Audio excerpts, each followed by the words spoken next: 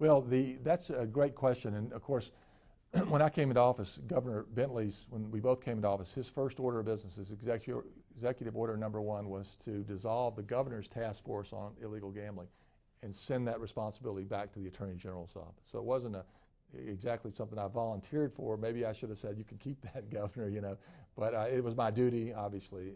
It's where it should be.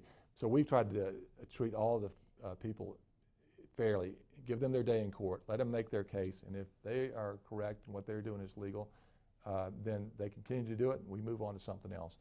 But we have to take the law as we found it when I came into office, which was pretty clear on what was a slot machine, which is illegal, what's electronic bingo, which could be legal in certain places. And so we've just tried to do that, take the drama out of it, take the confrontation out of it, let everybody litigate their case, and we'll all live by the court's decision and move on. My opponent has taken almost all of his funding, over $1 million. That's almost all the money he has, straight from the Poarch Creek Band of Indians.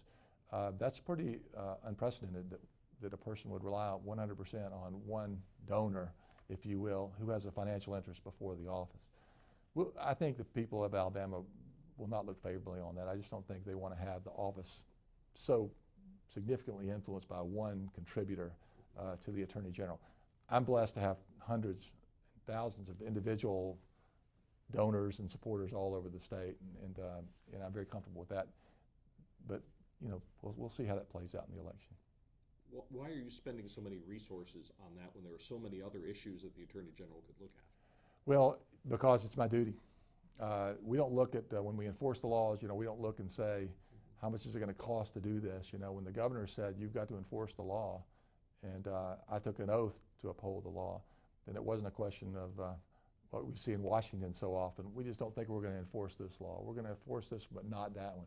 My job is not to decide whether we have gambling or not. That's up to the people and the courts. My job is just to make sure the law is enforced fairly and equally and everyone gets their day in court.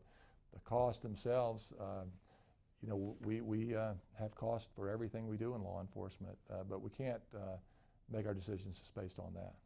Talk about the letter you wrote to Joe Espy, saying that you really have no jurisdiction because this is federal territory. On the Indian tribe, right. Well, that's a question that's now before the courts. The courts have said, we're not even going to reach the legality of the machines because the Indian tribes have certain sovereignty. So we don't agree with that position, and we've appealed that to the 11th Circuit Court of Appeal. We'll see how the court comes down on that. If the court rules for the Indian tribes, that'll be the end of the issue, But that's how the system's supposed to work. That way everyone in the state will know that the Attorney General has done his job, and we'll know what the rules of the laws are, and we can go on from there. Rather than this continuous controversy that we seem like we've had, and certainly what I inherited, I want to resolve this issue for future AGs and future governors and the citizens of the state. So if they come back and say, this is it, you're willing to just drop it at that point?